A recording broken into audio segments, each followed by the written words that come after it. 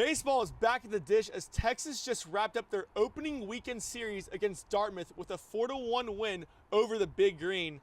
Ethan Mendoza, the Arizona State transfer, led the Longhorns in hitting today with 3 hits off of 4 at-bats with 2 RBIs and a home run.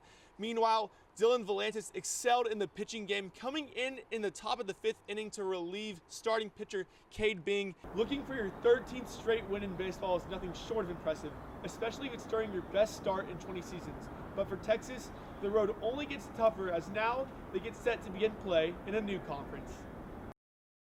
It's tough to grow and win. In the very stadium where Texas fell to Georgia in overtime in the SEC Championship just under a month ago, the Longhorns today felt deja vu with ASU. 2 straight touchdown scoring drives by the Sun Devils, both with successful 2-point conversions, allowed Arizona State to tie the game at 24 late in the 4th quarter. I'm here outside of the Moody Center post-game after a 40-point win by Texas over Drexel, 82-42. Shaylee Gonzalez went 8 of 11 from the field, 5 of 6 beyond the 3-point line. She had 21 points, tying her season high. Meanwhile, Madison Booker had 14 assists, the most by a Texas player in an NCAA tournament game. An overall dominant performance by the Longhorns as they look to play the winner of the Alabama-Florida State game going on right now. The Masters came to a close last Sunday night. Former UT golfer Scotty Scheffler won the tournament and put on the green jacket for the 2nd time in his career. Scheffler finished the 4-day tournament at Augusta National Golf Club with a total score of 11 under par. He became the 4th youngest golfer to win the 2 Masters and joins Tiger Woods as the only 2 golfers to win the tournament while being ranked #1 in the entire world. It's hard to put into words how special this is. Well, Max, I definitely say it was their ability to play defense. Through the first 2 games of the series, Dartmouth had earned a total of 12 hits on Texas and even out-hit them 7-6 in the first game.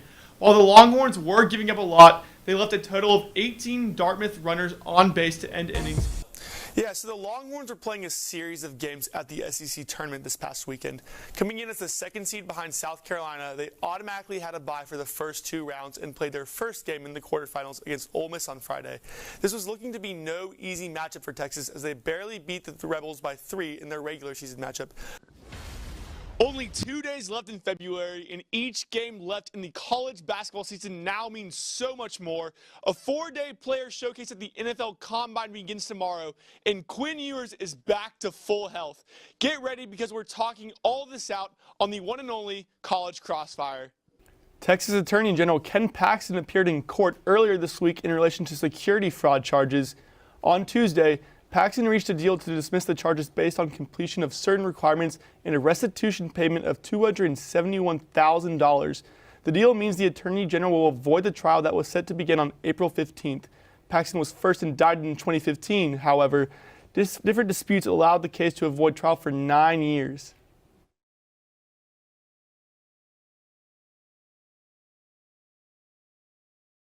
It is a game like today's that makes the sport of women's basketball so fun to watch. Head coach Vic Schaefer has only beaten the decorated Kim Mulkey once at the Elite 8 in 2017. But at Texas, he's a winless 0-3 against her. Fast forward a few years, and Mulkey is now with LSU, and the Longhorns are in the SEC. Forced to face each other once again, the 2 met this afternoon in a top 5 matchup with a chance to boast conference domination. And, for us, a lot of respect and admiration for that team that we played to LSU and Coach Mulkey. When we went to South Carolina and we've come to Texas, good ball games. We were in ball games, had opportunities to, possibly steal a victory. Coming off their 9th straight win, Texas returned to the Moody Center to play LSU for their next challenge.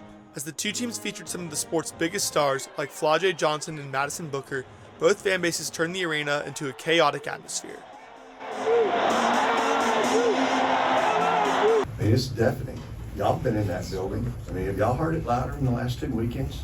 That building is lit. The game started off back and forth with low scoring, but as Texas had trouble shooting early on, they found themselves down by 12 midway through the 3rd quarter. I said, let's just stay after it, but you're good shooters.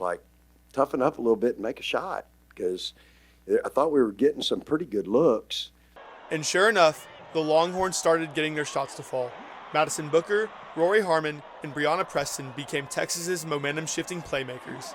For me personally, I just feel like I feed off of situations like this, and that's where I get my energy from. When the game's on the line like that, I lean back on my teammates, and my coach, everybody, honestly, the fans, they just have your back, and I know when it's time to let it go and let it fly, I got to do it. Texas went on to finish the game with a 21-9 run in the final quarter. What was another tough matchup in front of them became another gutsy win for the Longhorns. This group just kind of refuses to let things faze them. You know, as bad as we played for 3 quarters, they stayed in the fight. I think the game honors toughness, and I thought our kids were really, really tough today. You have to execute and be extremely tough when it requires the toughness of you. So I think that was probably the difference in the game, is just the toughness and the ability to execute when it got to be crunch time. Texas has certainly gotten over the biggest hump in their schedule, as today's win was the 3rd over a top 10 opponent in 8 days. Now they get to rest for a week with the entire college basketball world put on notice. Reporting outside the Moody Center, Robert Gonsoulin, TSTV Sports. Bowling lanes, billiards, foosball, and now PCs. The latest age of recreation has reached UT's campus. Both students as well as non-students, they come into the underground for the first time since the arena's open, and it's like, wow, the mothership is here. In mid-October, the university opened up their new Alienware Longhorn Esports Arena, a new facility for video game lovers to share and exercise their passion.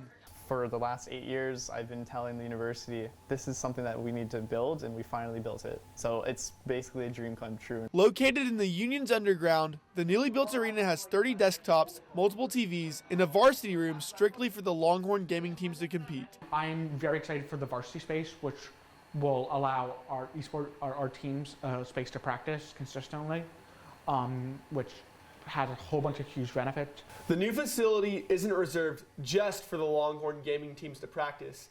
In addition to bowling, playing pool, or air hockey, many students can casually come to the Union Underground in their free time to play a quick game or two.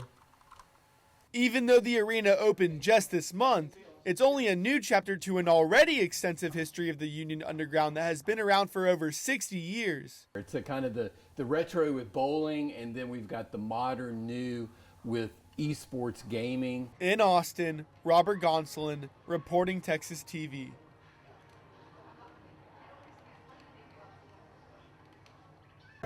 In their first matchup after being ranked #1 in the AP poll last Sunday, Texas football was back in DKR again for a non-conference bout with ULM.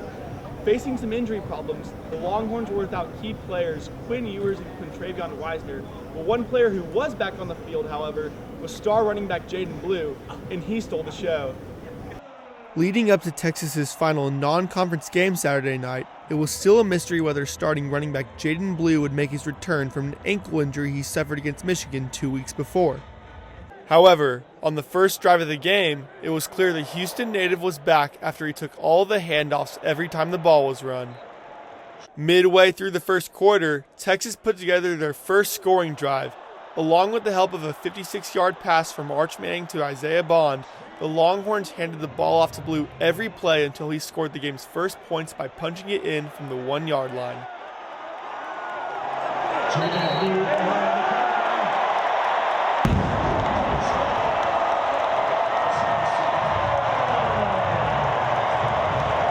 Blue then continued to show his healthiness on the field by scoring 3 more touchdowns, 2 on the ground and 1 in the air.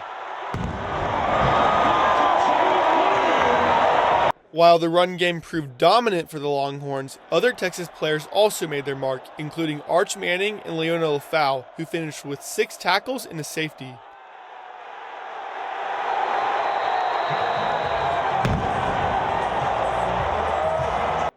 Manning, who made his first career start at the collegiate level, connected with 11 different receivers and threw for over 250 yards. He talked about how having so many options to rely on can be helpful. I think just having so many playmakers around you, it's definitely brings up the comfort level for me. We had a bunch of different receivers catch balls tonight, so just getting them in space and having them make plays is huge. Tonight's score of 51-3 showcases just the third highest amount of points the Longhorns have scored in a game so far this season. But as non-conference play wraps up, a new era begins. Texas will be back in DKR next Saturday to play Mississippi State and begin SEC play, a time of the season where they'll face off against tougher opponents. That'll wrap things up here tonight in DKR, however. Reporting live for TSTV Sports, I'm Robert Gonsoulin.